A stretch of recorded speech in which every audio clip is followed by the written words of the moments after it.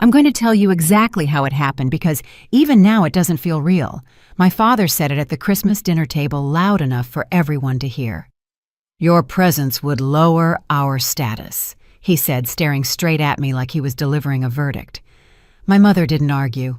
My brother smirked into his wine glass. The conversation moved on just like that, and I was officially banned from the family's luxury Christmas trip. What none of them knew was that I wasn't hurt in the way they expected. I stayed quiet, nodded once, and let them believe the story they'd always told themselves about me. The truth was simpler and far more dangerous to their pride. A week later, we arrived at the island resort together. They assumed I was tagging along as an inconvenience. That illusion lasted right up until the resort manager stopped walking toward my father, turned to me instead and smiled. "Welcome back, Ms. Hale," he said, offering his hand. "The presidential suite is ready, as always." My brother nearly dropped his bag. My father's face was drained of color, because at that moment they learned I wasn't a guest. I was the owner. And that was only the beginning of what they'd hidden from me and what I was finally done hiding from them. But let me go back to that dinner table, to the night everything changed. The house smelled like pine and cinnamon, the way it always did during the holidays. My mother had spent 3 days decorating every corner, arranging the ceramic angels and the hand-blown glass ornaments she collected from estate sales. The tree stood in the living room window, visible from the street, because appearances mattered in our family more than anything else. I arrived at 6 exactly on time. My brother Evan was already there, lounging on the leather sofa with a drink in his hand, scrolling through his phone. He barely looked up when I walked in. My mother kissed my cheek and immediately commented on my coat, something about the color not being festive enough. My father sat at the head of the dining table, reviewing something on his tablet, already positioned like a king awaiting his court. Dinner was roast beef, Yorkshire pudding, 3 kinds of vegetables, and a tension so thick I could taste it between every bite. The conversation circled around the upcoming trip, the resort, the exclusive island, the people they would meet there. "The Hendersons will be there," my mother said, spooning gravy onto her plate. "And the Castellanos, very connected family. Richard met the husband at a conference last year." My father nodded without looking up. It is important to maintain those relationships. This trip isn't just a vacation, it's positioning. Evan leaned back in his chair. "I heard there's a golf course designed by some famous architect, and the spa is supposed to be incredible." I listened, cutting my meat into small pieces, saying nothing. I had learned years ago that my contributions to these conversations were tolerated, at best, ignored, at worst. So I waited, wondering when the inevitable would come. It came between the main course and dessert. My father set down his fork, wiped his mouth with the cloth napkin, and looked directly at me for the first time all evening. "Claire, we need to discuss something." The table went quiet. Even Evan stopped chewing. "Your mother and I have been talking," he continued, his voice measured and deliberate, "and we've decided it would be best if you didn't join us on this trip." I felt my spine stiffen, but I kept my face neutral. "May I ask why?" He didn't hesitate. "The people will be around the environment. It requires a certain presentation, a certain standard, and frankly, your presence would lower our status." The words hung in the air like smoke. My mother studied her wine glass. Evan's smirk returned, poorly concealed. "We'll bring you something nice from the island," my mother offered, as if that could soften the blow. I looked around the table at these people who shared my blood but had never shared my struggles. I had paid my own way through college. I had built my career from nothing while Evan coasted on family connections. I had spent my entire life being told I wasn't quite good enough, didn't quite fit in, wasn't quite what they wanted. And now this.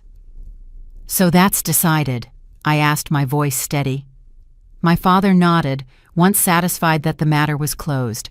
He picked up his fork and resumed eating, and just like that, the conversation moved on to which restaurants they wanted to try and which outfits my mother had packed. I excused myself before dessert, claiming an early morning. No one protested. No one asked if I was okay. I drove home in silence, my hands steady on the wheel, my mind racing. They had no idea what they had just done. They had no idea who I had become while they were busy deciding I was unworthy. At my apartment, I poured myself a glass of wine and sat in the darkness, looking out at the city lights. My phone buzzed. An email notification. I opened it and scanned the contents, a quarterly report from the resort's management team detailing occupancy rates, revenue projections, and upcoming renovations. I signed my response with the name they knew but had never connected to the woman they dismissed at dinner tables. Claire Hale, majority shareholder, owner. 3 years ago, I had invested in a struggling luxury resort through a venture capital fund I had built piece by piece, deal by deal, while my family assumed I was barely getting by. The investment had paid off spectacularly. The resort had transformed into one of the most exclusive destinations in the Pacific, and my stake had grown with it. I had never told them. At first, it was because I wanted something that was mine alone, untouched by their judgment, unsullied by their expectations. Later, it became something else entirely. A test, perhaps. A way to see if they would ever value me for who I was, rather than what I could offer them. They had failed that test spectacularly. I replied to the email confirming my arrival date, requesting the presidential suite, and asking Michael Grant, the general manager, to keep my ownership discreet until I indicated otherwise. Then I booked a flight, the same destination as my family, arriving the same day. A week later, I watched them gather at the airport, their designer luggage gleaming under the fluorescent lights, their voices carrying that particular pitch of excitement that came with impending luxury. They didn't expect to see me there. The look on my father's face when I appeared at the gate was almost worth the years of dismissal. "Claire!" My mother's voice was sharp with surprise. "What are you doing here?" I smiled the kind of smile I had perfected in boardrooms. "I decided to take a vacation after all." My father's jaw tightened. "We discussed this. The arrangements are made. You can't just—" "I made my own arrangements," I said calmly. "Don't worry, I won't interfere with your trip." They exchanged glances, the kind of silent communication that families develop over decades of shared dysfunction. But there was nothing they could do without making a scene, and scenes were precisely what my father avoided in public. So they tolerated my presence on the flight, my father in first class pretending I didn't exist, my mother making awkward small talk about the weather, Evan retreating into his headphones. I sat several rows behind them, content in my silence, watching the clouds roll past my window. When we landed, the tropical air hit us like a warm embrace. The resort had sent a shuttle, a sleek vehicle with tinted windows and leather seats. My family climbed in first, claiming the best spots, leaving me to squeeze in at the back. The drive wound through lush vegetation, past white sand beaches and crystal-clear water, until finally the resort came into view. It was breathtaking, a collection of elegant buildings cascading down a hillside toward a private cove, all glass and natural wood and carefully manicured gardens. My family emerged from the shuttle with the eagerness of people who believed they had arrived where they belonged. They had no idea that every inch of this paradise, every perfectly placed flower, and every inch of finished wood and polished stone existed because of decisions I had made. The lobby was cool and fragrant orchids arranged in massive glass vases, water features murmuring in the background. Staff in crisp white uniforms moved with practiced efficiency. My father approached the front desk with the confidence of a man accustomed to being served. And then Michael Grant appeared from a side door. He was tall, silver-haired, impeccably dressed in a suit that probably cost more than my father's entire wardrobe. His eyes swept the lobby, passed over my family without lingering, and landed on me. His face transformed into a genuine smile. He walked directly toward me, hand extended. "Welcome back, Ms. Hale," he said, his voice warm and professional. "The presidential suite is ready, as always." My brother nearly dropped his bag. My father's face went white, and I realized, standing in that moment, that this was only the beginning. The silence that followed Michael Grant's greeting was the loudest sound I had ever heard in my father's presence. For 32 years, Richard Whitmore had controlled every room he entered, every conversation, every decision. He was the gravitational center of our family, and the rest of us were merely satellites caught in his orbit. But in that lobby, with Michael's hand still extended toward me and my family frozen in confusion, the gravity shifted. I shook Michael's hand, noting the slight tremor in my father's jaw, the way my mother's hands gripped her purse strap, the bewilderment clouding Evan's features. "Thank you, Michael. It's good to be back." Those 5 words rearranged everything they thought they knew about me. But to understand why this moment mattered so much, you need to understand what came before. You need to know the story of the girl they decided was never quite enough. I was 16 years old when I learned that my place in the Whitmore family was negotiable. It was my birthday, a milestone I had been anticipating for months. My friends at school had been planning a small party, and my mother had promised something special at home. The morning of my birthday, I woke up early, excited in a way that only teenagers can be. I came downstairs to find my parents huddled in the kitchen speaking in low voices. When they saw me, they exchanged one of those looks, the ones that communicated entire conversations in a single glance. "Claire, sweetheart," my mother began, and I knew immediately that something was wrong. "There's been a change of plans." It turned out that Evan had a championship basketball game that day. Not just any game, but a semi-final that could lead to a state title. The game was 3 hours away. There was no way to do both my party and his game. "We'll celebrate you another time," my father said, already reaching for his car keys. "Evan needs us there. You understand?" I understood perfectly. I understood that my birthday was expendable, that my milestone was less important than my brother's trophy, that another time was a phrase that lived in the same category as someday and eventually, which is to say never. That other time never came. My 16th birthday became a footnote, an afterthought eventually forgotten by everyone except me. This was the pattern of my childhood repeated in infinite variations. Evan was easy. Evan was impressive.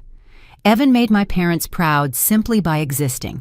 He had my father's athletic build, my mother's social grace, and a natural charm that opened doors wherever he went. He was the golden child, the fulfillment of every parental dream, the proof that the Whitmore bloodline was destined for greatness. And me. It was difficult. I was quiet. I didn't fit in. I heard these words so often that they became part of my identity labels I wore without questioning. It never occurred to me to ask who decided I was difficult or what exactly I was supposed to fit into. I simply accepted that I was less, and I tried to make myself smaller to compensate.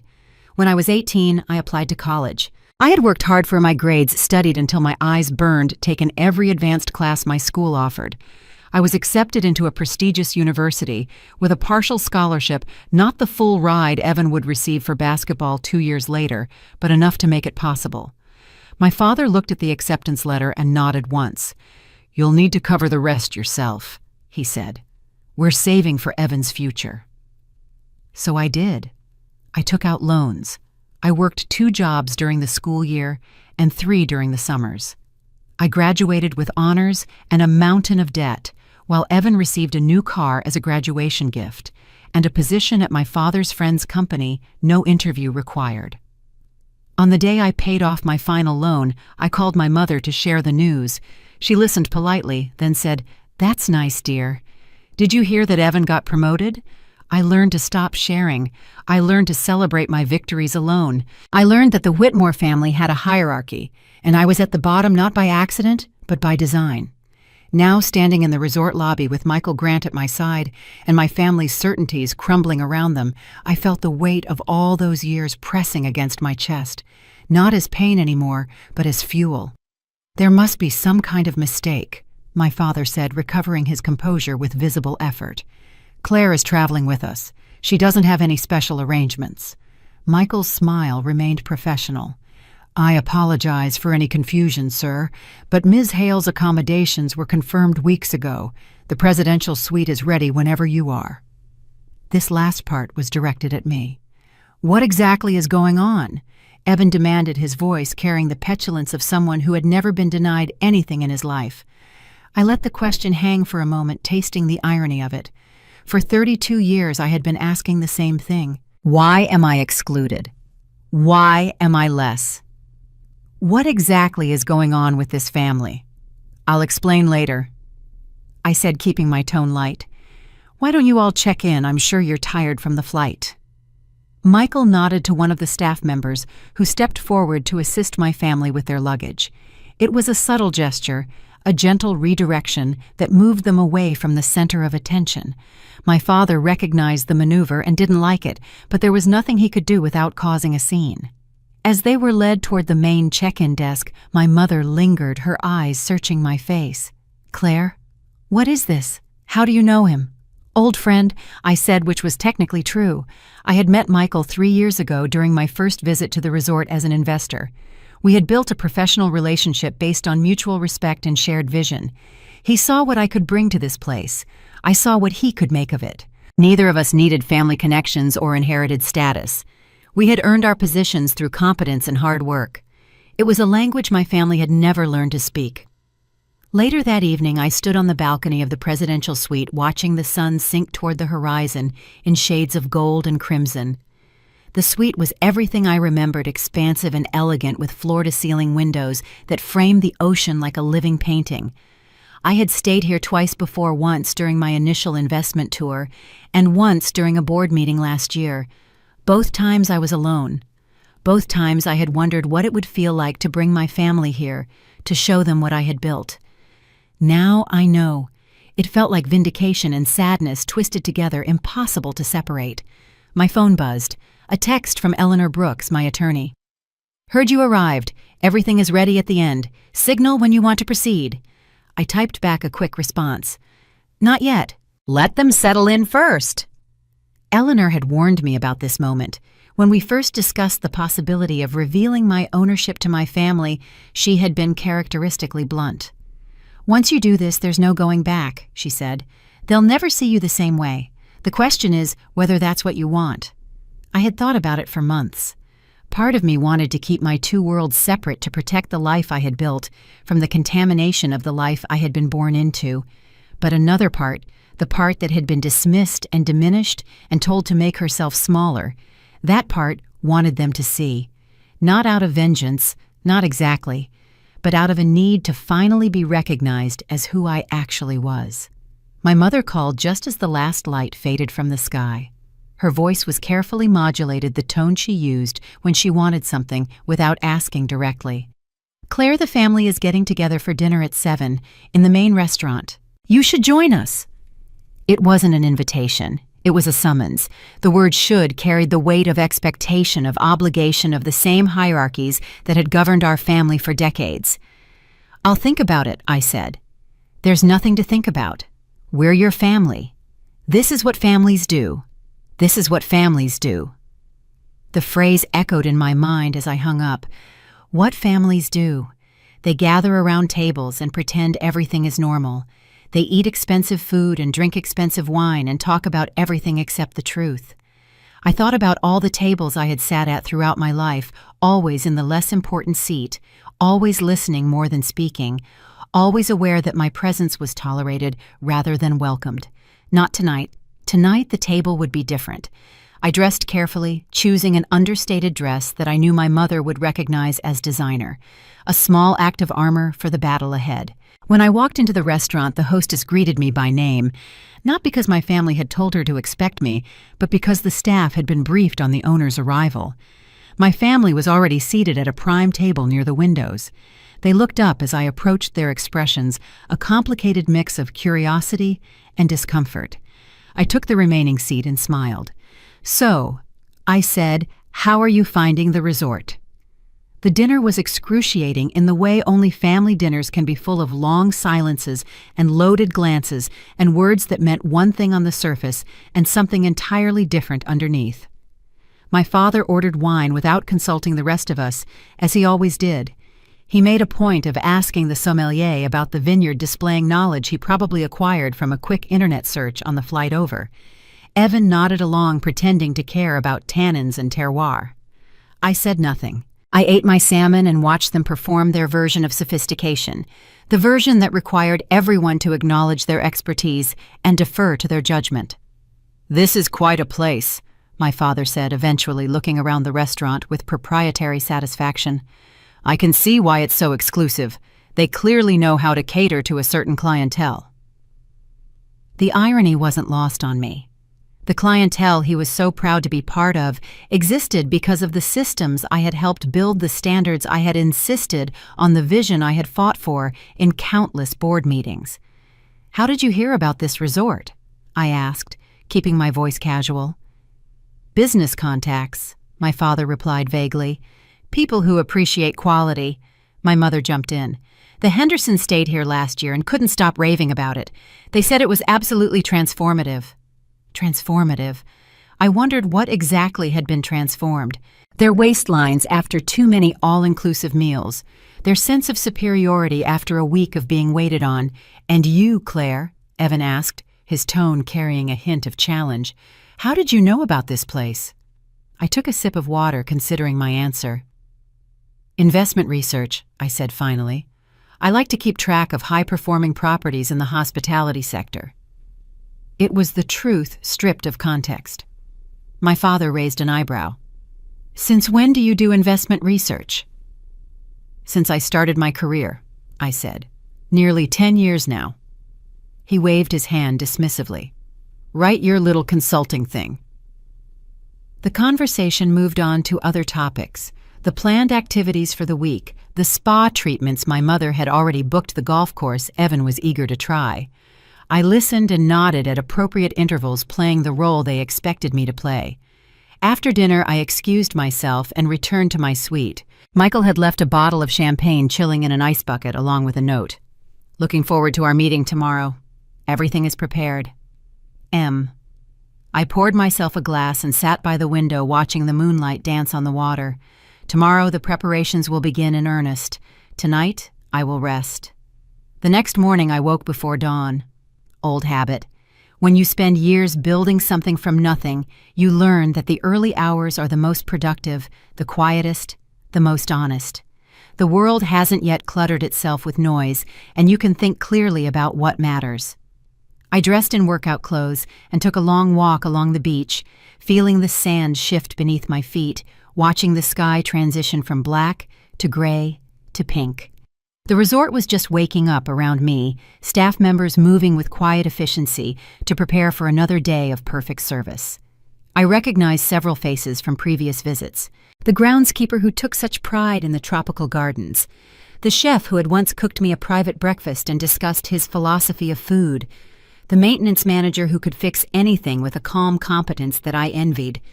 These were the people who made this place what it was. Not the guests with their designer clothes and assumed importance, the workers.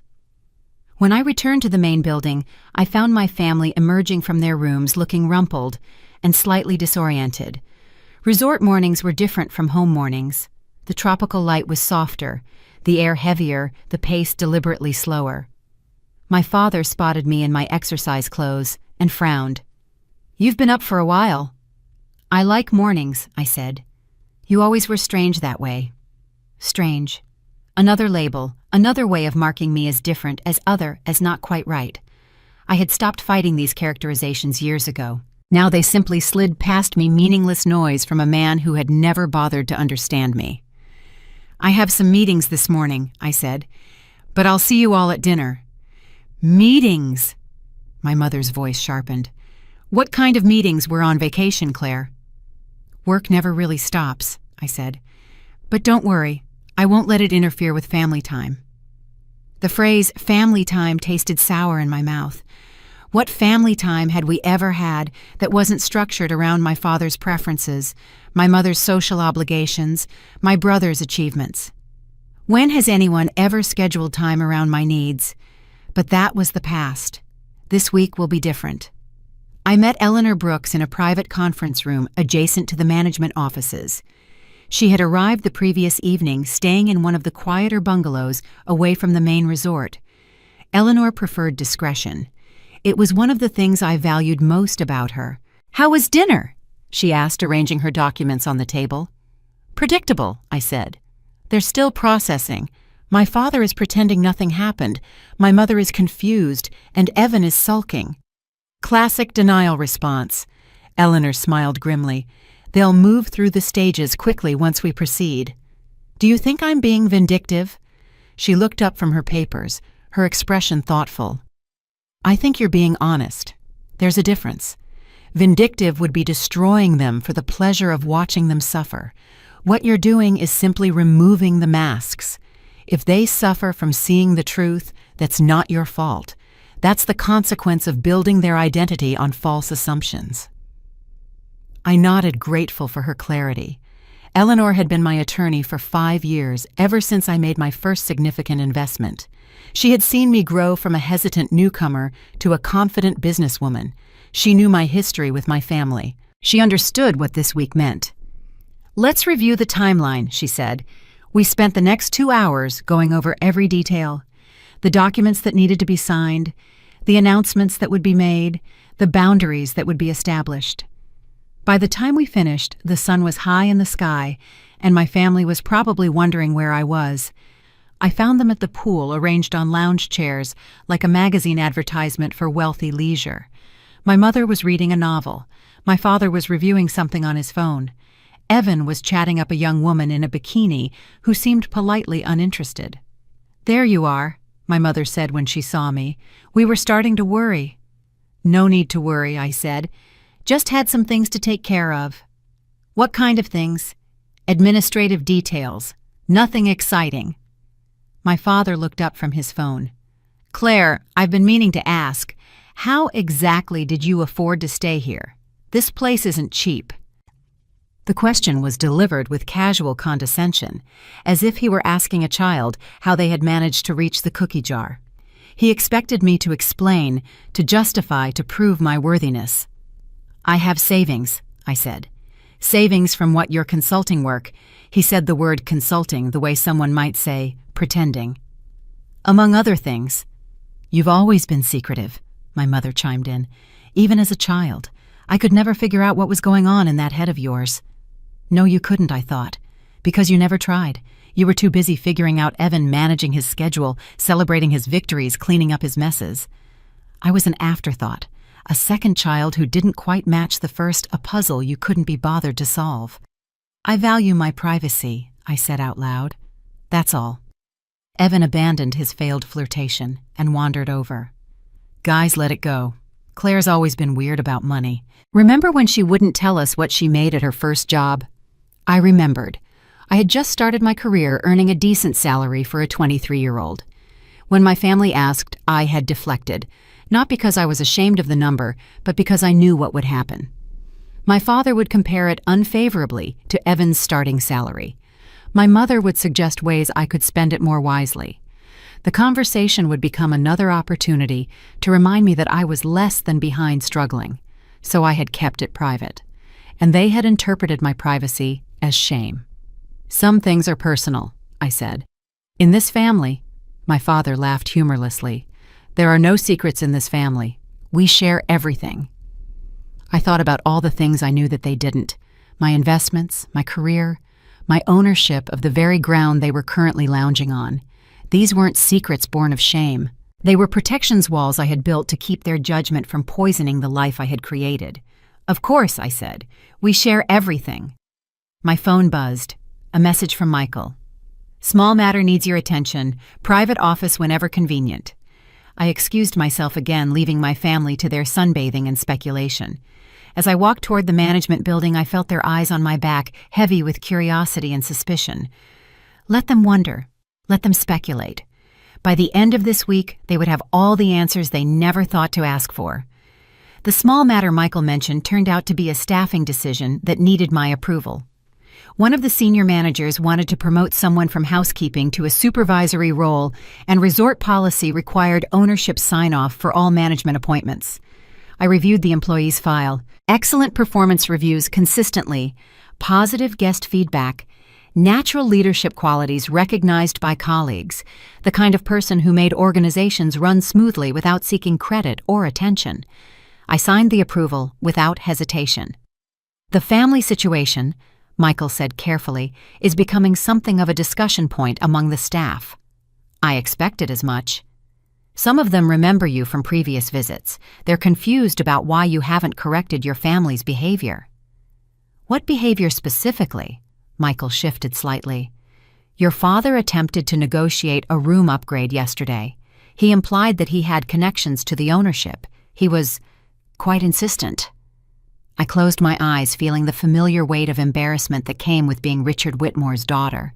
He had always been like this, using proximity to power as a substitute for actual power name-dropping and implying and maneuvering to get what he believed he deserved. How did the staff handle it? Professionally. They explained that all room assignments were finalized and that any changes would need to come through the management office. Good. He was not pleased. I'm sure he wasn't. We discussed a few other matters, then Michael hesitated at the door. Ms. Hale, if I may offer an observation. Of course. Your family seems to believe they understand their position here. They treat the staff with a certain condescension that suggests they think themselves important guests. If they knew the truth. They'll know soon enough, I said. But not yet. I need them to show me who they really are when they think no one who matters is watching. Michael nodded slowly, understanding. I'll ensure the staff remains professional regardless of their behavior. Thank you, Michael. And please make sure the woman who was just promoted knows how valued she is. People like her are why this place succeeds. He smiled. I'll pass along the message. That afternoon, I joined my family for lunch at the beachfront restaurant. It was the kind of meal that should have been pleasant, fresh seafood, tropical drinks, a gentle breeze carrying the scent of flowers. Instead, it became a masterclass in passive aggression. Claire, sit up straight, my mother murmured as I settled into my chair. People are watching. I glanced around. The other diners were absorbed in their own conversations, their own meals, their own lives. No one was paying attention to the Whitmore family's posture. I'm fine, I said. You always slump. It's not attractive. Not attractive. Another judgment, another standard I had failed to meet. In my mother's world, women existed to be looked at, to present themselves pleasingly, to conform to expectations that had been old-fashioned 30 years ago and were practically prehistoric now. I had long since stopped trying to change her mind. Some battles weren't worth fighting. You simply had to build a life where those judgments couldn't reach you. Evan was scrolling through his phone, pausing occasionally to show our father something on the screen. They huddled together, excluding my mother and me from their conversation, speaking in low voices, punctuated by chuckles. What's so funny? My mother asked. Nothing, Evan said. Just a meme. Memes. My mother's voice dripped with disdain. When I was your age, we had actual conversations. You still have actual conversations, Evan pointed out. You just don't like any of them. It was a rare moment of honesty from my brother, and it surprised me. Evan rarely challenged our parents, preferring to stay in their good graces and reap the benefits, but perhaps even he had limits. My father cleared his throat, redirecting attention to himself. I've been thinking about our plans for the week. The resort offers several exclusive experiences that might be worth exploring. Like what? I asked. Private yacht excursions, helicopter tours, that sort of thing. Those do sound interesting, my mother agreed. Very sophisticated. I wondered if they realized how transparent they were. Every choice, every preference, every aspiration was filtered through the lens of how it would appear to others. Yacht excursions weren't desirable because they were enjoyable. They were desirable because they signaled status, because they could be photographed and posted, because they proved that the Whitmore family belonged among the elite. We should do the yacht, Evan said. I could get some great content. Content. That was Evan's current obsession, building a social media presence that would somehow translate into career opportunities. He had spent the last 2 years documenting his lifestyle, which was funded primarily by our parents, and presenting it as evidence of his success. What about you, Claire? My father asked. Any interest in joining us? The question caught me off guard. It was the first time all day that anyone had directly included me in their plans. I might, I said cautiously, depending on my schedule. Your schedule. My father's voice carried an edge. You're on vacation, Claire. What schedule could you possibly have? I told you I have some work matters to attend to. Work matters. He exchanged glances with my mother. That's very dedicated to you. The word dedicated was not a compliment. In my father's vocabulary, dedicated meant obsessive, meant antisocial, meant prioritizing the wrong things. Real success came easily to people like Evan, who could charm their way through life without breaking a sweat. Dedication was for people who lacked natural talent.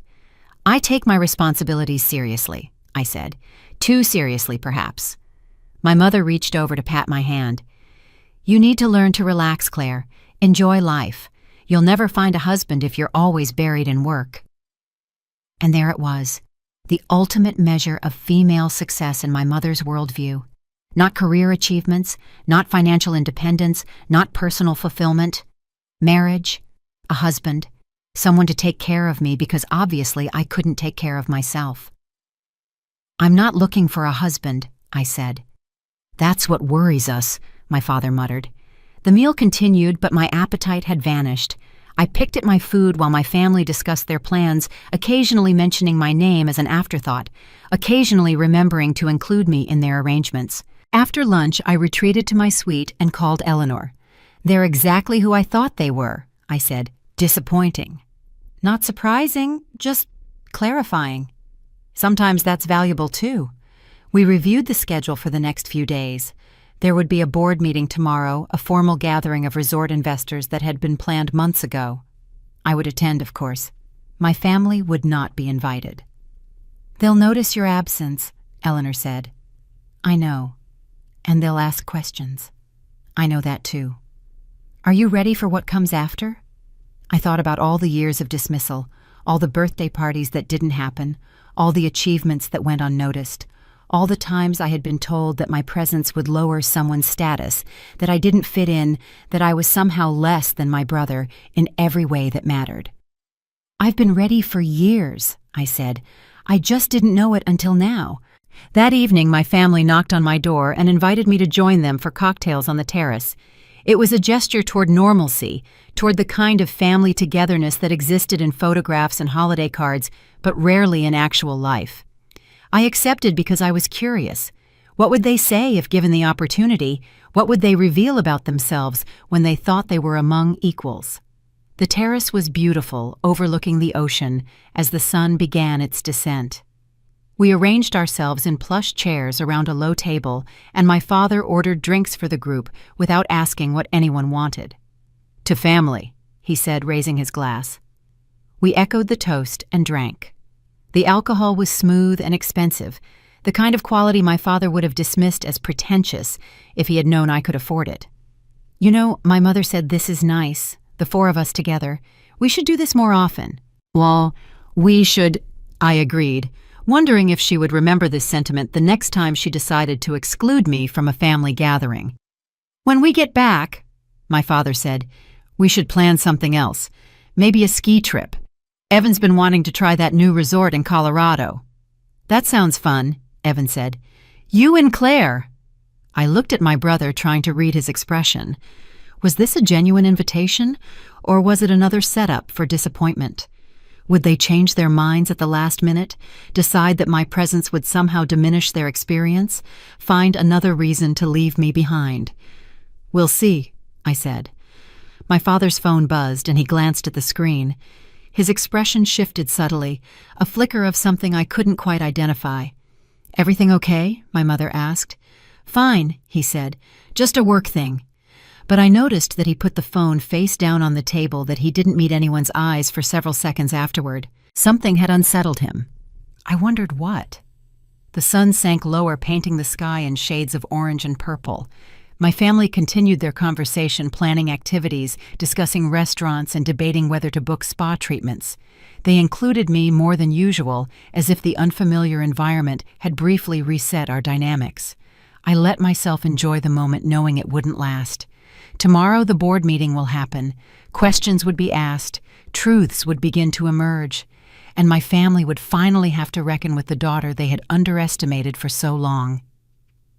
The morning of the board meeting, I woke early and dressed with particular care. Navy dress, modest heels, simple jewelry, the uniform of a professional woman who knew her worth without needing to advertise it. My family was at breakfast when I passed through the lobby. They waved me over, but I held up my phone apologetically. "Meeting," I mouthed. My father's brow furrowed. Another meeting. Another unexplained absence. The pieces were beginning to accumulate, and he didn't have enough information to assemble the puzzle. Good. The board meeting was held in a private room with floor-to-ceiling windows facing the ocean.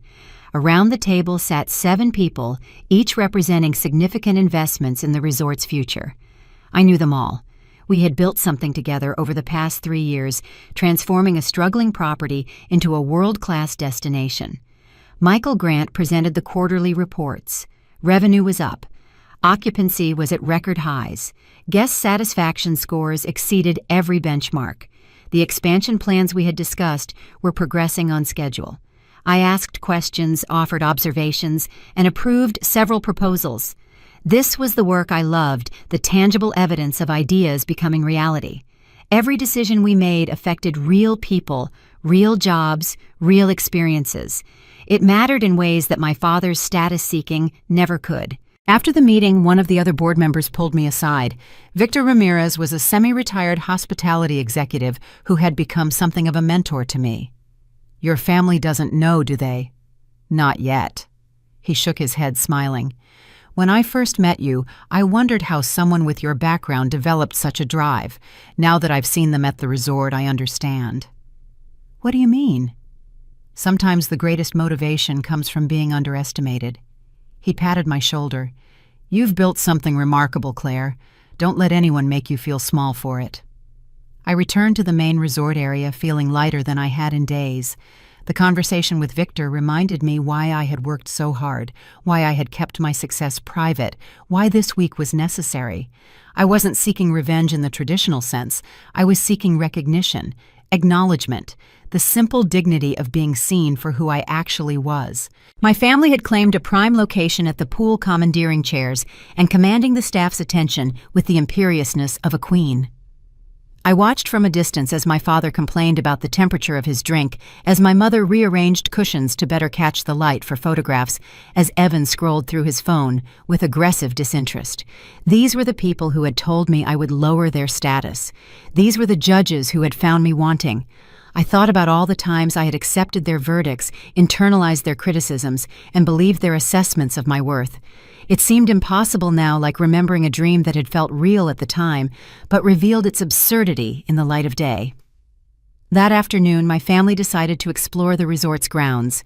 I joined them, curious to see how they would interact with the space I had helped create. We walked through the tropical gardens, past the infinity pools, along the winding paths that connected the various amenities. My father commented constantly, comparing everything to other resorts he had visited, usually unfavorably. "The landscaping is nice, but have you seen the gardens at that place in the Maldives? Much more impressive. These pools are decent, but they don't compare to the facilities in Dubai. The architecture is interesting, but it lacks the grandeur of the European properties." I listened without responding. His criticisms weren't really about the resort. They were about maintaining his position as the expert, the arbiter, the man who had seen everything and could judge accordingly. If he admitted that this place was exceptional, he would have to admit that his initial assessment of me had been wrong. That was unacceptable. We stopped at the spa to review the treatment menu. My mother was particularly interested, examining the options with the intensity of someone planning a military campaign. "I want the full experience," she announced. "The deluxe package with the private treatment room." The spa receptionist smiled politely. "That's a lovely choice, ma'am.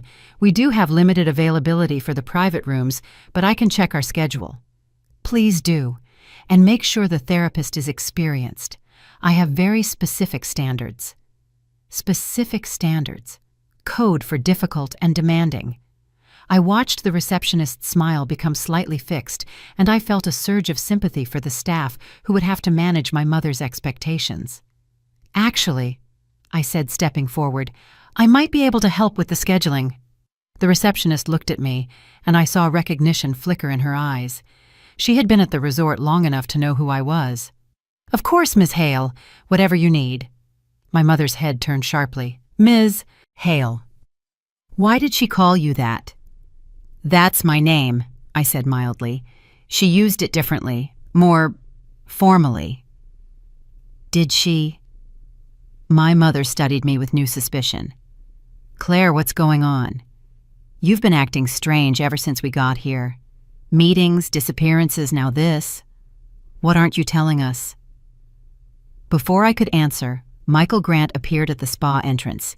He was looking for me, his expression professionally neutral, but his eyes conveying urgency. Ms. Hale, there's a matter that requires your attention. Of course, Michael. I'll be right there. Ms. Hale again, Evan observed, and the general manager personally came to find you. What exactly do you do at your consulting job, Claire? I smiled, feeling the moment crystallize around me. We should talk tonight, all of us. There are some things I should have told you a long time ago. I left them in the spa, their questions hanging unanswered in the perfumed air. The matter Michael needed to discuss was genuine an issue with a supplier that required immediate authorization, but it also served as a convenient exit from my family's growing suspicions. I spent the rest of the afternoon in the management offices, handling the supplier issue and reviewing upcoming events. There was a Christmas gala scheduled for the following evening, a major event that brought together resort guests, local dignitaries, and industry leaders. Will you be attending? Michael asked. I will, and I'd like to make some remarks if that's appropriate. He smiled. I'll add you to the program. That evening, I knocked on my parents' suite door.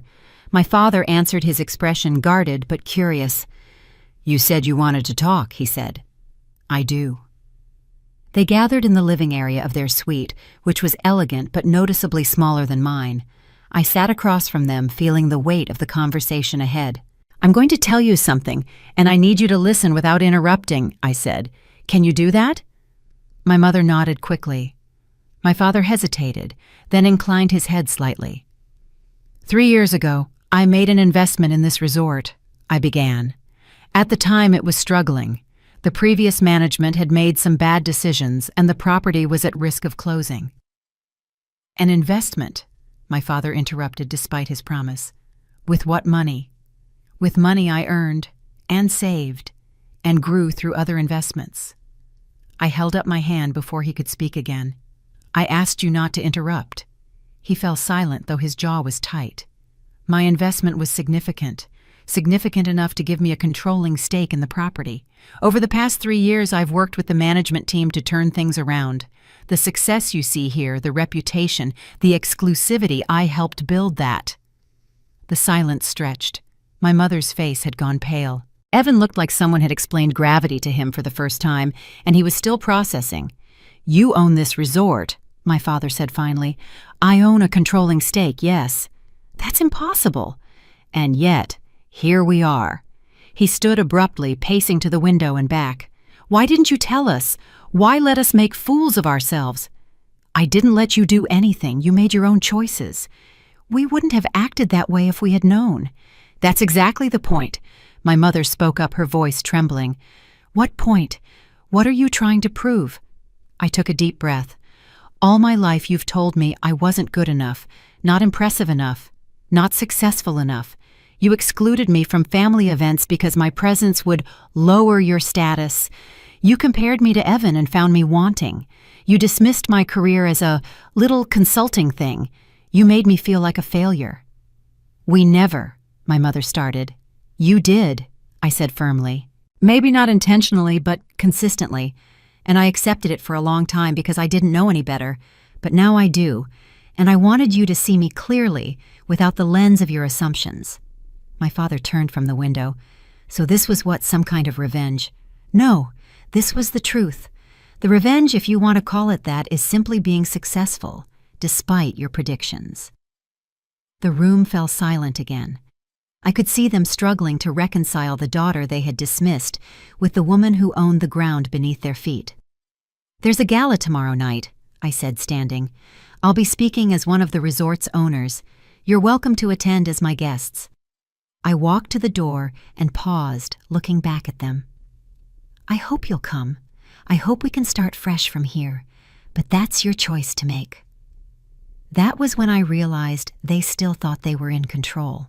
The morning after my revelation, the resort felt different. Not physically, of course.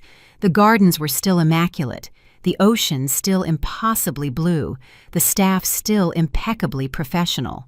But the air between my family and me had shifted fundamentally. I had breakfast alone on my balcony, watching the early sunlight paint patterns on the water. Eleanor called to check in. How did it go? About how you expected. Denial, then anger, then silence. Did you sleep? Better than I have in weeks, actually. It was true. For years I had carried the weight of my family's judgment like a stone in my chest. Last night I had finally set it down. Whatever happened next, I had spoken my truth. Around mid-morning there was a knock at my door. I opened it to find my mother standing in the hallway looking smaller than I remembered.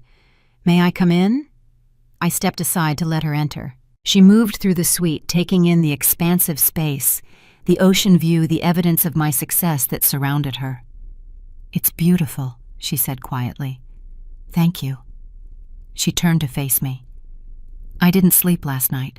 I kept thinking about what you said, about how we made you feel." I waited, not sure where this was going. I told myself I was a good mother, that I treated you and Evan the same, but when I really thought about it, I really remembered. She trailed off. Her eyes were glistening, fixed on me. "Your 16th birthday. I had forgotten about that until you mentioned the patterns last night. We chose Evan's game. We always chose Evan." "Yes," I said simply. "You did." "I'm sorry, Claire." The words seemed to cost her something. "I'm sorry for every time we made you feel less than. I'm sorry for every opportunity we gave him and denied you. I'm sorry I didn't see how extraordinary you were becoming while I was so focused on him." I had imagined this moment many times over the years. In my imagination, I had felt triumphant, vindicated, righteous. But standing here with my mother's tears and her halting apology, I felt something else entirely. Something like grief for all the years we had lost. "Thank you for saying that," I said. "Can you forgive me? I can try. But forgiveness doesn't mean everything goes back to how it was. I'm not the person you thought I was. I never was." She nodded slowly. "I'm starting to understand that." We talked for another hour more honestly than we ever had before. She asked about my business, my life, my dreams. Real questions, not the superficial inquiries she usually offered. I answered carefully, still testing the boundaries of this new dynamic. When she left, I felt drained but somehow cleansed. One conversation wouldn't undo decades of dysfunction, but it was a beginning. My father did not come to apologize. Instead, I heard from Michael that he had spent the morning at the golf course playing alone, refusing all offers of company or assistance. Processing, perhaps, or avoiding. Evan appeared at lunch, sliding into the seat across from me with an expression I couldn't read. "So you're rich," he said. "I'm financially secure." "Rich enough to own this place." "Rich enough to own part of this place. There are other investors." He looked around the restaurant at the elegant surroundings, the attentive staff, the beautiful people enjoying their beautiful meals. "I always thought I was the successful one," he said. "Dad always said I was the one who had it together. You were the one who struggled." "Dad was wrong."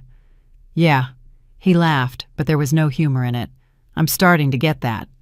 "It's not a competition, Evan, isn't it? It's always been a competition, since we were kids, and I always won." He paused. "Except I didn't, did I? I won the version Dad created.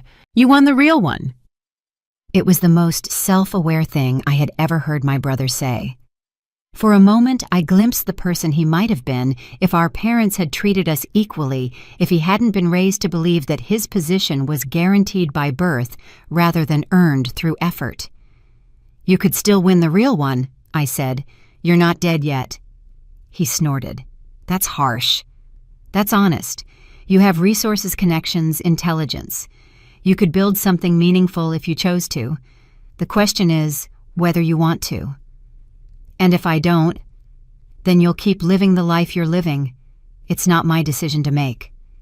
He studied me for a long moment. "You're different than I thought. I'm the same person I've always been. You just never looked closely enough to see it." He left without ordering, and I ate my lunch alone thinking about the conversation.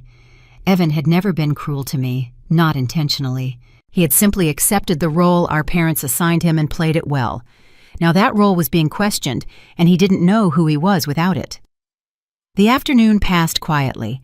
I reviewed final preparations for the gala with Michael, approved some minor decisions, and took a long walk along the beach. The sun was fierce, but the ocean breeze tempered its intensity, and I found myself relaxing in a way I rarely could. As evening approached, I returned to my suite to prepare. The dress I had brought for the gala was one of my favorites, a deep burgundy that highlighted my coloring without being ostentatious. Professional but memorable, confident without being aggressive. When I arrived at the ballroom, it was already filled with guests.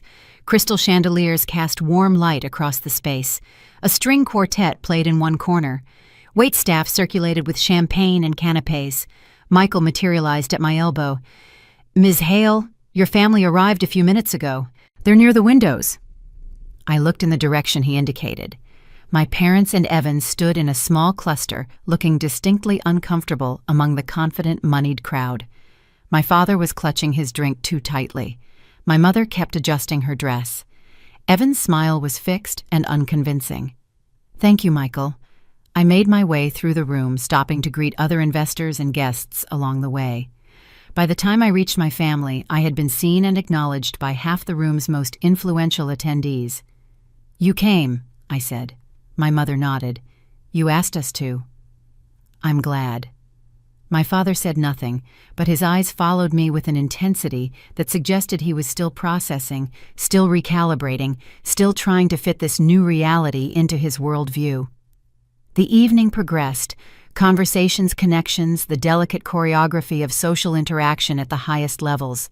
My family stayed close, watching, listening, learning a world they had always aspired to, but never truly understood. When Michael announced that one of the resort's owners would be speaking, I felt every eye in the room shift toward me. I made my way to the small stage at the front of the ballroom. "Good evening," I began. "For those who don't know me, my name is Claire Hale. I'm one of the fortunate people who gets to call this beautiful place a second home." I spoke about the resort's mission, its commitment to excellence, and its plans for the future. I thanked the staff, the management team, and the other investors. I talked about what it meant to build something meaningful, to create experiences that would become memories. Throughout my speech, I could see my family in the crowd. My mother's eyes were glistening, fixed on me. My father's expression had shifted from resistance to something that might have been pride. Evan looked thoughtful, perhaps seeing his sister clearly for the first time. "Finally," I said, "I want to thank my family for joining us tonight. They've taught me many things over the years, not all of them intentional, but all of them valuable. Sometimes the greatest lessons come from unexpected places." I stepped down from the stage to applause. Michael was beaming. Eleanor, who had slipped into the back of the room, gave me a subtle nod of approval.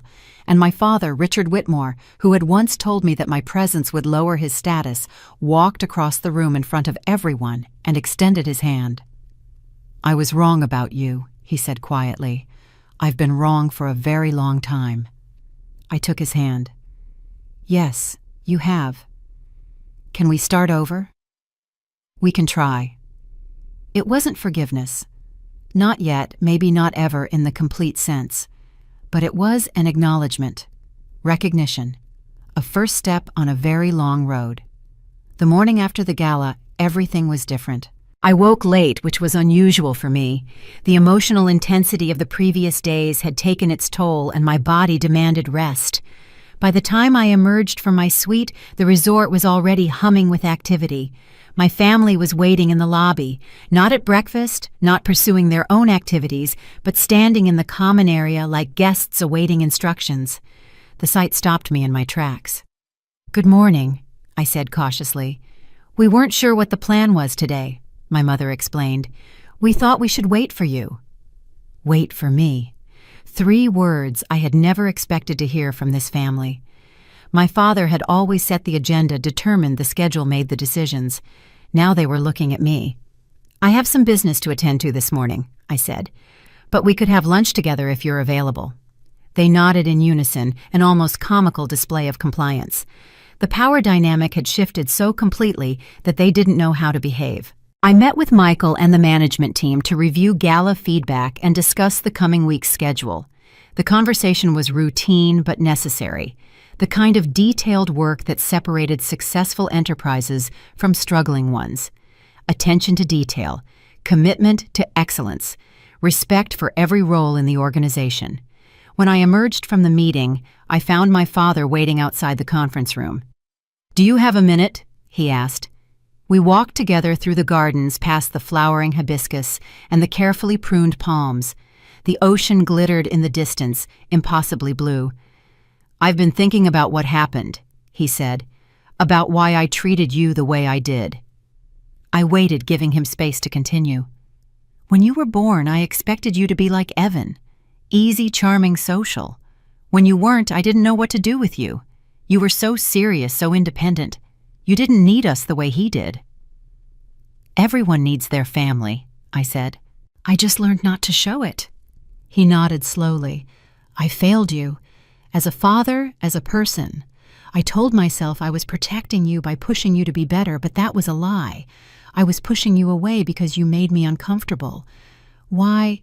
Because you saw through things. You always did. Evan accepted whatever I told him. You questioned, and I couldn't handle being questioned." It was more honesty than I had ever gotten from my father. Part of me wanted to embrace it, to tell him all was forgiven, to pretend the past didn't matter. But it did matter. Decades of dismissal couldn't be erased by one difficult conversation. "I appreciate you saying that," I said. "But words are easy. Behavior is harder." "I know. I'm going to try to do better." "Then show me. Not now, but over time. Consistency matters more than grand gestures." He looked at me with something like respect. "You're tougher than I ever gave you credit for." I had to be. We walked back toward the main building in silence, but it was a different kind of silence than we had shared before, less hostile, more thoughtful, the beginning of something that might eventually become understanding. At lunch, my family was subdued but present. They asked questions about the resort, about my work, about how I had built what I had built. Real questions delivered with genuine curiosity rather than skepticism or dismissal. I answered some of them and deflected others. Not everything needed to be shared immediately. Trust had to be rebuilt, gradually tested and verified before it could be fully extended. After lunch, Michael approached with a request. "We have several guests arriving this afternoon who specifically asked if you would be available to greet them. Long-term clients who have been with us since the early days." Of course. Where and when? He provided the details, and I spent the afternoon meeting people who had believed in the resort when its future was uncertain. Old friends in the business world, colleagues who had taken a chance on my vision, investors who had trusted my judgment. My family observed from a distance, watching me navigate these relationships with ease. I could feel their surprise, their reassessment. The woman they had dismissed as unsuccessful was welcomed and respected by people whose opinions actually mattered in this world. That evening, I arranged for the family to dine in one of the resort's private venues, a small restaurant reserved for special occasions. The chef prepared a custom menu, and the sommelier selected wines that complemented each course perfectly. It was the kind of experience my father would have killed to arrange for himself. Instead, it was arranged for him by the daughter he had judged unworthy. "This is incredible," my mother said as the third course arrived. "I've never had anything like this." "The chef has been with us for 2 years," I said. "I recruited him from a 3-star restaurant in San Francisco. He wanted creative freedom, and we could offer that." "You recruited him personally." "I'm involved in all major staffing decisions. The people make the place." My father was quiet throughout the meal, but I noticed him watching me with an attention he had never shown before. He was studying me, trying to understand who I had become, while he wasn't paying attention. After dinner, Evan asked if he could speak with me privately. We walked down to the beach, shoes in hand, the sand cool beneath our feet. "I'm going to make some changes," he said. "When we get back home, I'm going to actually try to build something instead of just coasting on Dad's connections." "What kind of something?" "I don't know yet, but watching you these past few days, seeing what you've accomplished, I realized I've been wasting my potential. Settling for easy, when I could have been reaching for something meaningful." "That's a good realization. I'm also going to apologize to you, properly. For all the times I let Dad treat you badly without saying anything. For all the times I benefited from his favoritism without questioning it. I was complicit in how they diminished you, and I'm sorry." I stopped walking and turned to face him. In the moonlight, he looked younger than his years, stripped of the confidence that had always seemed so effortless. "I accept your apology," I said, "and I hope you follow through on the changes. Not for my sake, but for yours. You could do something real with your life if you chose to. Will you help me? I'll support you, but you have to do the work yourself. That's the only way it means anything." We walked back in companionable silence, two siblings tentatively rebuilding a relationship that had never quite worked, but might still have potential. The next morning brought a shift I hadn't anticipated. Word of my ownership had spread through the resort, not from my family, but from the gala and the social networks that connected wealthy travelers. Suddenly, I wasn't just another guest, or even just an owner. I was a story. I noticed it first at breakfast. Other guests approached my table to introduce themselves, to compliment the resort, to hint at business opportunities. Some were genuine, others transparently motivated by self-interest. I had learned to distinguish between them years ago. What I hadn't expected was the impact on my family. My father walked into the restaurant expecting his usual treatment deference from staff, respect from other guests, the invisible acknowledgement of his status. Instead, he was barely noticed. The attention that would normally flow toward the patriarch of any gathering flowed instead toward me. He handled it with visible discomfort, ordering his breakfast with unnecessary curtness, complaining about minor details that would have escaped his notice days earlier. The staff remained professional, but I could see them exchanging glances. They knew who signed the checks. My mother tried to adapt. She positioned herself near me, attached herself to my conversations, introduced herself as my mother, with an emphasis that suggested she was claiming reflected glory. I allowed it because the alternative was conflict, and I was tired of conflict. Evan mostly stayed silent, observing, rather than participating. Something had shifted in him since our conversation on the beach. He was thinking instead of reacting, watching instead of performing. I didn't know if it would last, but it was an improvement. The social dynamics became clearer as the day progressed. When we walked through the resort, other guests greeted me first. When we sat at the pool, the best chairs were offered to our group because I was in it. When we went to dinner, the maitre d' personally escorted us to the premier table. And throughout it all, my father grew smaller. Not physically, but in presence. The man who had dominated every room he entered was diminishing in direct proportion to my visibility. The attention he had always claimed was being redirected, and there was nothing he could do about it. That evening, there was a cocktail reception for resort members and VIP guests.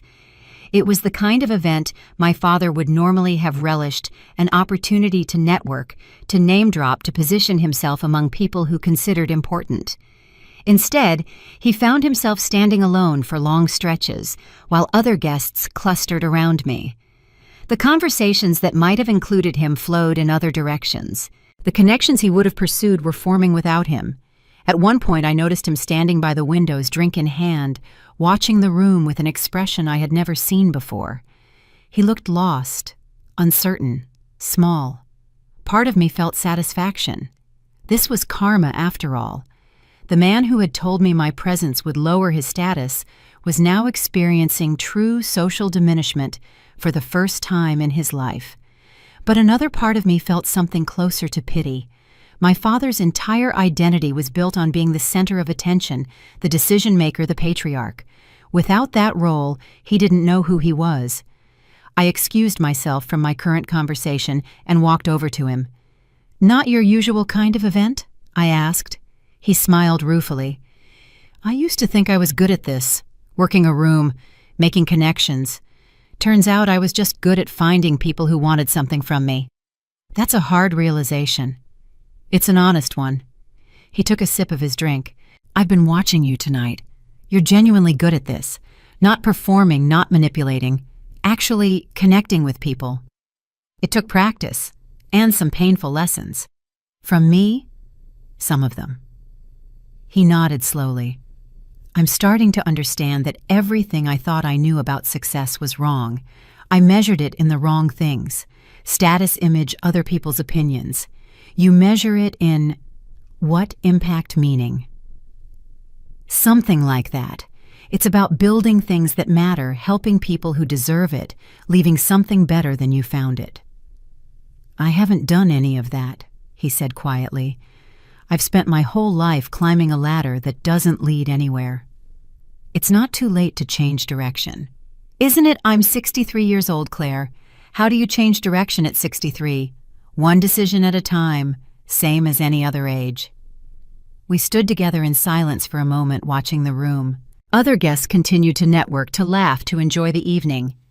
Life went on around us, indifferent to our private reckoning. Will you teach me? He asked finally. Teach you what?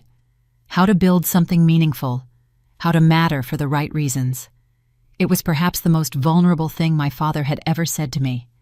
The man who had positioned himself as the expert in everything was asking his dismissed daughter to teach him. I can share what I've learned, I said carefully. But you have to be willing to actually change, not just talk about it, not just intend to, actually do the work.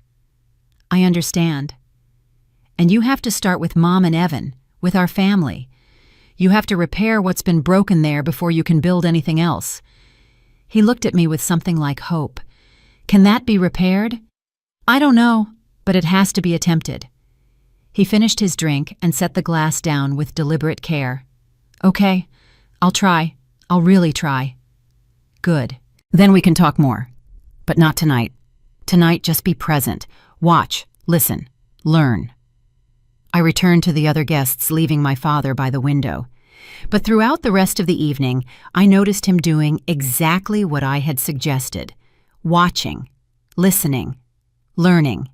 It was a small thing, but it was a beginning.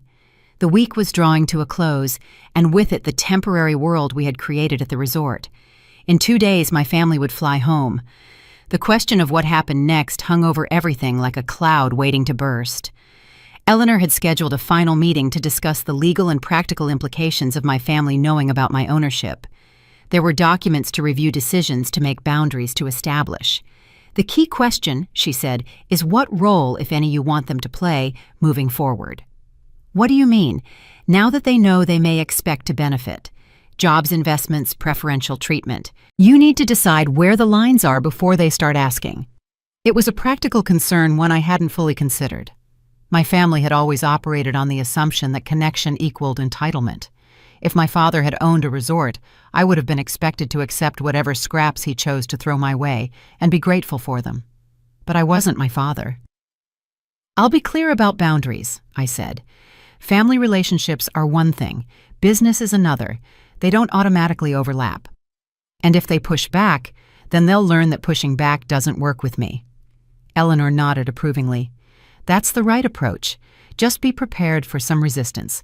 Old habits die hard, especially in families. After the meeting, I found my mother waiting outside. She had the look of someone who had been rehearsing a conversation and wasn't sure she was ready for it. Can we talk? She asked. We walked to a quiet corner of the lobby and sat in chairs overlooking the garden. I want to understand, she said. All these years you were building this, and we had no idea. Why didn't you tell us? Would you have believed me? She stopped, considering. Probably not. I would have thought you were exaggerating or dreaming. Exactly. And then you would have told Dad, and he would have found ways to diminish it, to compare it to something Evan had done, to remind me that real success looked different. Were we that predictable? You were that consistent. She was quiet for a moment. I keep thinking about how different things might have been. If we had supported you instead of dismissing you. If we had seen what you were capable of. We can't change the past, I said. We can only decide what happens next. What do you want to happen next? It was a good question. I had spent so long building my success in isolation, protecting it from my family's judgment, that I hadn't really considered what it would look like to share it with them. I want an honest relationship, I said finally. No more pretending, no more performing. I want to be seen for who I actually am, not who you expected me to be. And if we can do that, then we'll have something worth keeping.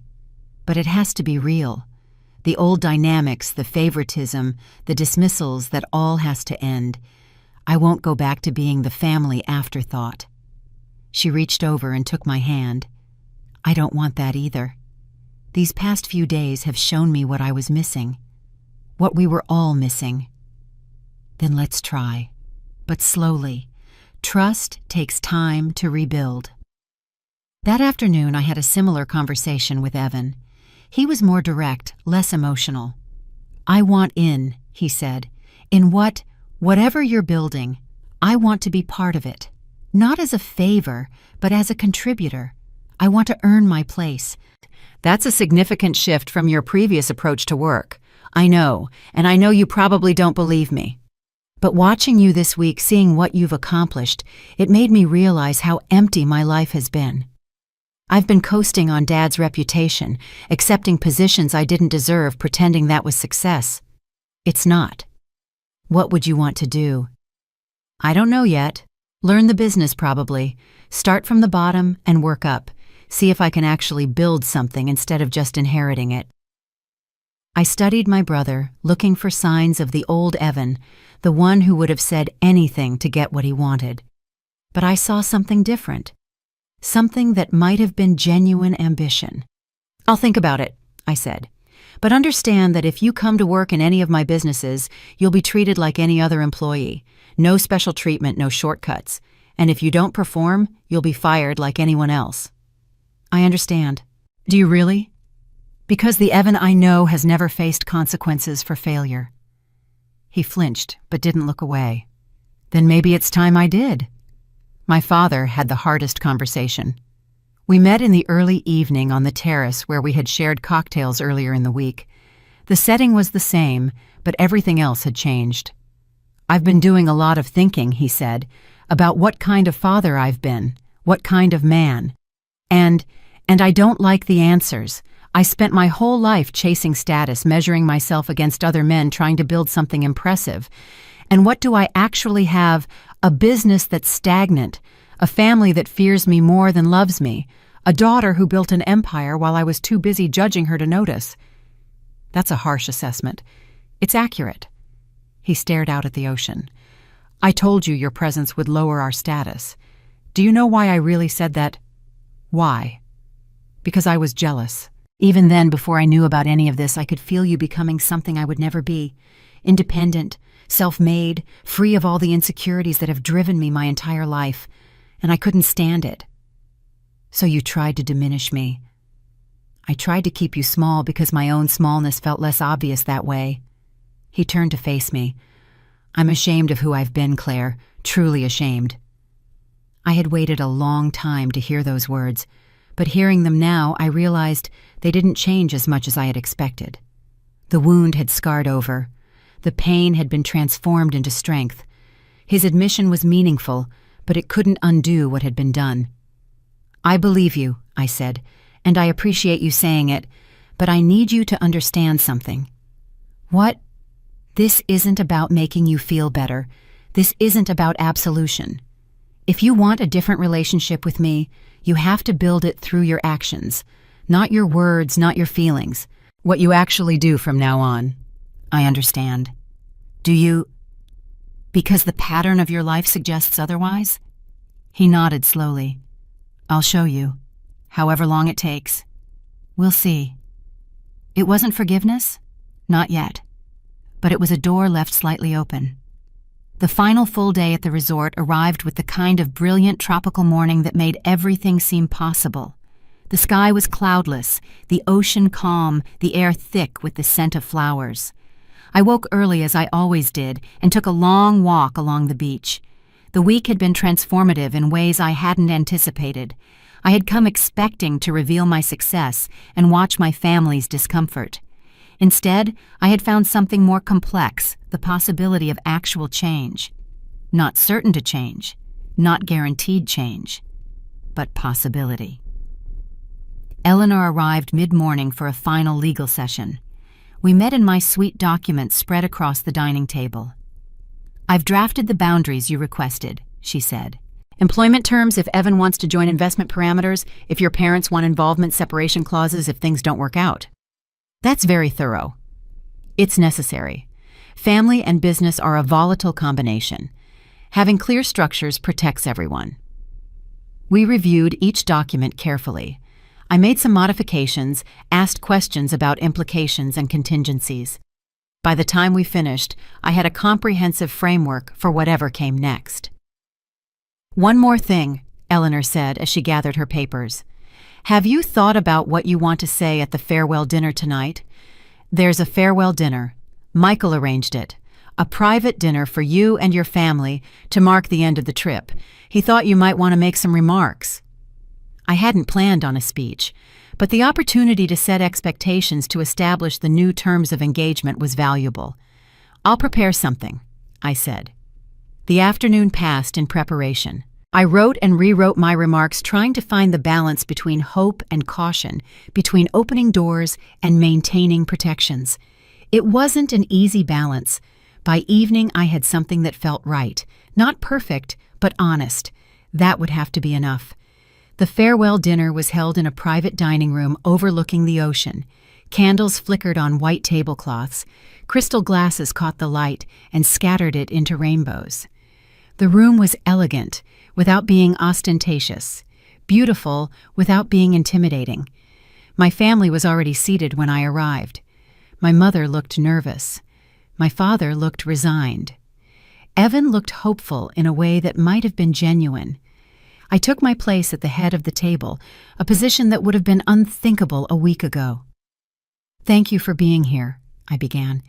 This week has been different than I expected. For all of us, my mother said quietly. I came here with certain assumptions about how this would go. Most of them were wrong. I assumed you wouldn't listen. I assumed you wouldn't change. I assumed this trip would end with the same distance between us that has always existed. And now, my father asked. Now I'm not sure, and that uncertainty is actually more hopeful than the certainty I came with. I paused, gathering my thoughts. Here's what I want you to understand. My success isn't about proving you wrong.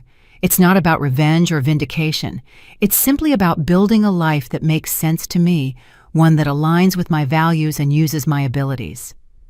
We see that now, Evan said. Maybe, but seeing it once isn't enough. The patterns of our family are deep and old. It would be easy to fall back into them, to return home and gradually revert to who we were before. We won't, my mother insisted. I hope not, but I'm not taking that on faith.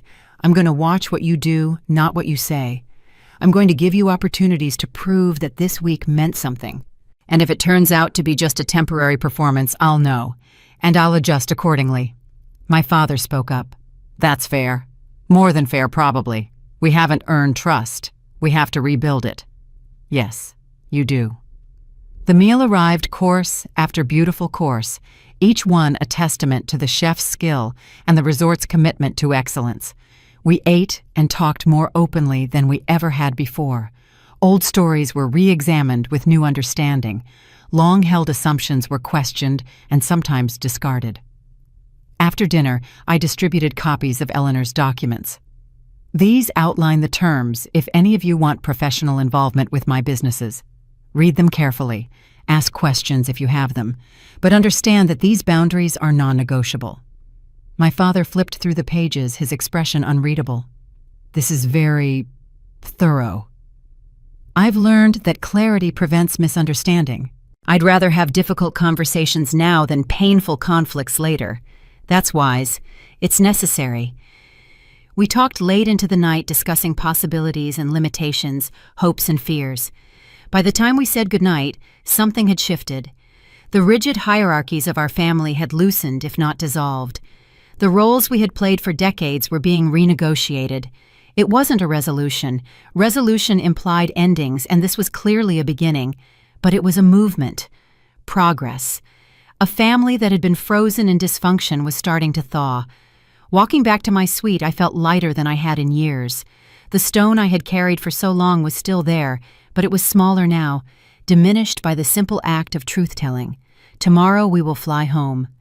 The resort would continue without us, its staff providing perfect service, its guests enjoying temporary paradise. And my family would return to their lives, carrying the memory of this week and the choice of what to do with it. I had done what I could. The rest was up to them. The departure morning arrived with a sense of anticlimactic finality. Suitcases were packed, bills were settled, and the temporary world we had inhabited was dismantled with efficient precision. I stood on my balcony one last time watching the ocean and thinking about everything that had happened. A week ago, I had arrived as the dismissed daughter, the family afterthought, the one who would lower everyone's status. I was leaving as something else entirely. Not triumphant. Triumph implies a defeated enemy, and I didn't want my family to be my enemies, but certainly transformed, certainly seen, certainly acknowledged. My family gathered in the lobby, their luggage clustered around them like nervous attendants. The staff lined up to say goodbye, their farewell more formal and respectful than it would have been for ordinary guests. Michael Grant approached me with his usual professional warmth. "It's been a pleasure having you here, Ms. Hale. We look forward to your next visit." "Thank you, Michael, for everything." He nodded, understanding the layers beneath my words. This week has been about more than vacation or family drama. It had been about establishing truth, claiming space, and setting new terms for old relationships. My father watched our exchange with an expression I couldn't quite read. A week ago, he would have tried to insert himself into the conversation, to claim connection, to establish his own importance. Now he simply watched, accepting his position as observer rather than participant. The drive to the airport was quiet, but not uncomfortable. We sat together in the shuttle my family arranged around me in a configuration that would have been unthinkable before this trip. I was at the center, and everyone had adjusted their positions accordingly. At the airport, we navigated check-in and security together. No one suggested I handle things separately. No one implied that I belonged to a different tier. We moved through the process as a unit, if not unified, then at least united by the experience we had shared. On the flight, I sat with my family in business class.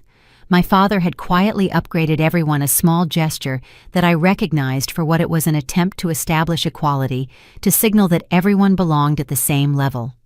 "Thank you," I said when we were settled. "It was the least I could do," he replied. Literally. I almost smiled at his self-awareness. The man who had always needed to be in charge was learning to acknowledge his limitations. My mother sat beside me, unusually quiet. Halfway through the flight, she turned to face me. "I want you to know something," she said. "These past few days, watching you in your element, seeing how people respond to you, it made me realize how much I missed." "What do you mean?" "I spent your whole childhood waiting for you to become like Evan, outgoing, social, easy. When you didn't, I thought something was wrong with you. I tried to fix you instead of accepting you." "I know. But I was wrong. There was nothing to fix. You were just different, and the difference turned out to be better." "Not better," I said gently. "Just different. Evan has his strengths too." "Maybe. But his strengths are the kind the world rewards easily. Yours are the kind you have to build everything around. That takes more courage."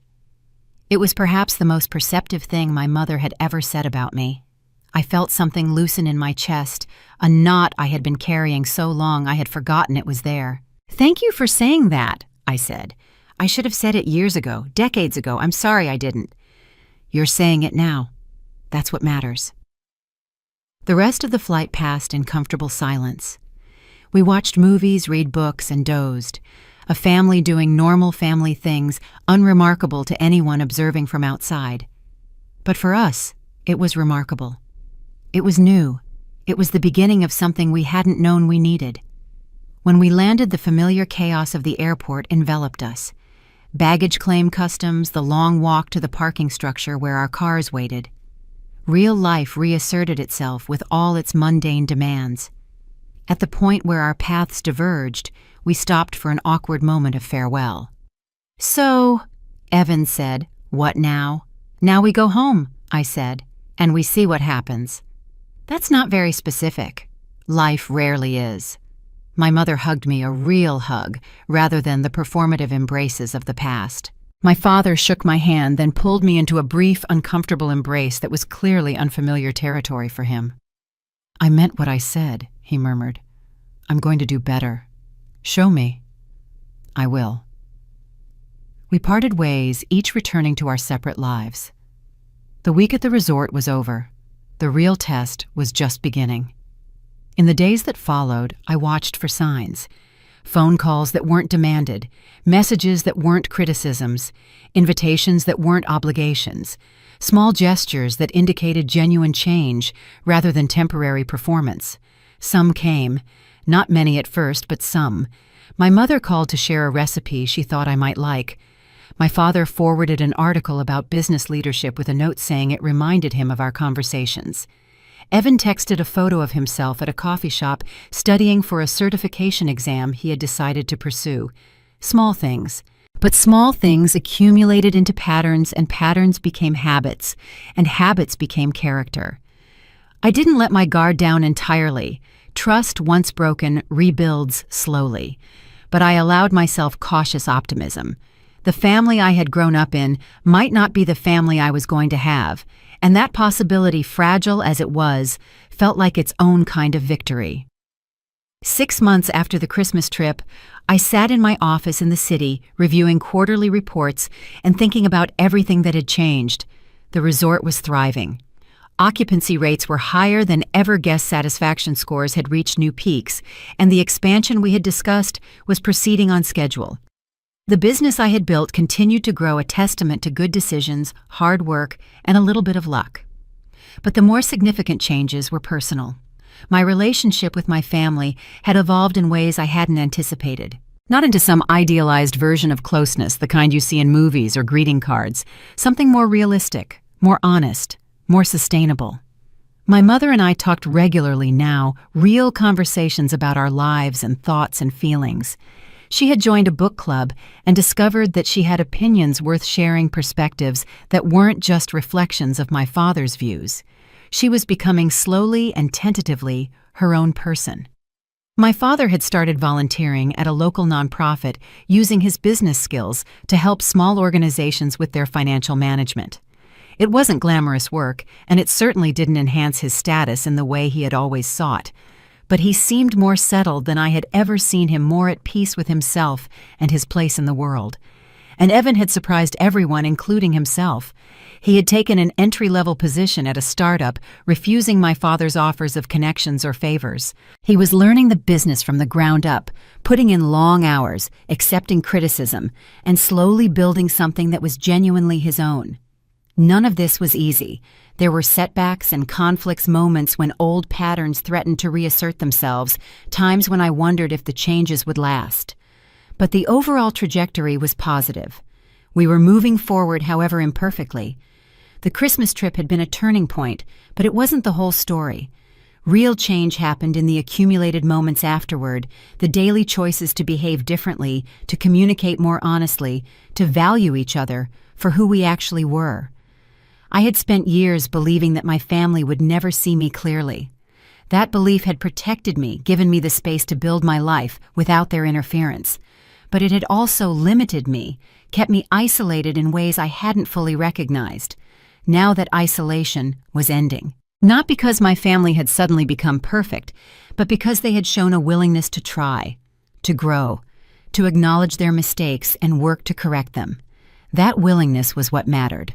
Not perfection, but effort. Not resolution, but progress. One evening I received a phone call from my father.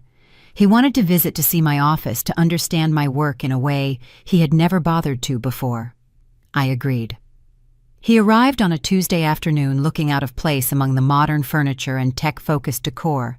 I gave him a tour, introduced him to my team, explained the projects we were working on. "This is impressive," he said, and for the first time the compliment didn't carry an undertone of surprise or condescension. It was simply an acknowledgement of reality. "Thank you. I'm proud of you, Claire. I should have said that years ago, decades ago, but I'm saying it now." "I know." We had dinner together that evening, just the two of us. We talked about business and family and the future. We disagreed about some things and agreed about others. We were two adults having a conversation, rather than a father lecturing and a daughter enduring. It wasn't the relationship I had once wanted with him. That opportunity had passed long ago, but it was a relationship I could live with, one based on reality rather than fantasy. As I drove home that night, I thought about the long journey from that Christmas dinner table to this point. The moment my father had told me my presence would lower their status, the rage and grief I had swallowed, the years of silent building, the revelation at the resort, and now this. I had never needed their approval to succeed. I had proved that beyond any doubt, but discovering that I could have their respect, their acknowledgement, their genuine appreciation, that was something I hadn't known I wanted until I received it. If you've ever been dismissed by the people who should have valued you most, I want you to know something. Your worth isn't determined by their blindness. Your success isn't validated by their approval. You can build a life that makes sense to you regardless of whether they ever understand it. But if they do eventually understand, if they do finally see you clearly, it's okay to let that matter. It's okay to accept their acknowledgement without compromising your independence. It's okay to rebuild relationships that were broken as long as you maintain your boundaries and protect what you've built. Family is complicated. Mine certainly is. But being complicated isn't the same as hopeless. Sometimes with enough time and enough honesty and enough willingness to change, complicated becomes something else, something that almost resembles what it should have been all along. I thought about sharing this story because I know there are others who have lived similar experiences, who have been the overlooked child, the dismissed sibling, the family member who never quite fit the expected mold, who have built their lives in spite of rather than because of their origins. If that's you, I hope my story offers some comfort, some recognition, some proof that you're not alone in what you've experienced. And if you're on the other side, if you're the parent or sibling who has dismissed someone without understanding their true worth, it's not too late. It's never too late to see clearly, to acknowledge mistakes, to begin the slow work of rebuilding what was broken. That work is worth doing. I'm grateful every day that my family finally started it. I hope you found something useful in my experience. If it resonated with you, I'd love to hear your thoughts in the comments. And if you want to hear more stories about karma family dynamics and the quiet power of building your own success, consider subscribing to the channel. Until next time, remember, no one else gets to decide your worth. That determination belongs to you alone.